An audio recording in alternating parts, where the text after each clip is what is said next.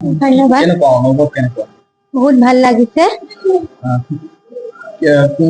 যিহেতু business mathematics বুলি ক'লে এটা কঠিন বিষয়, বাণিজ্য শাখা বুলি ক'লে এটা কঠিন শাখা বুলি ক'ব লাগিব, আৰু তাত বিজনেছ মেথমেটিক্স খুব কঠিন বিষয়। কেনেধৰণে আগুৱাই লৈ যাব লগা হৈছে? মই ৰেগুলাৰলি প্ৰেক্টিচ কৰিছিলো আৰু সদায় প্ৰেক্টিচ কৰাৰ কাৰণে ভাল নম্বৰ আহি গৈছে। আগলৈ কি হ'ম বুলি ভাবিছে? আগলৈ মই BCom + CA কৰিম। কিদৰে ৰাইজক সেৱা কৰিম বুলি ভাবিছে?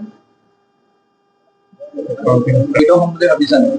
যিহেতু তোমাৰ শাখাটো হৈছে ব্যৱসায়, ব্যৱসায়ৰ সৈতে কেতিয়াবা জড়িত হ'ম বুলি ভাবিছা নেকি? সেইটো মই ভাবা নাই এতিয়ালৈ।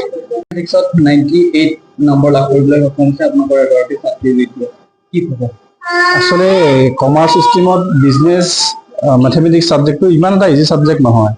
আমি ভাবোঁ তাই যথেষ্ট কষ্ট কৰিছে, কষ্টৰ ফল আজি তাই লাভ কৰিছে, আৰু আমি ভাবোঁ তাই এই ফলাফলক লৈ আমি যিমান আনন্দ পাইছোঁ তেওঁ ঘৰখনে চাগে পাইছে বুলি আমি অনুভৱ এটা কৰিছোঁ।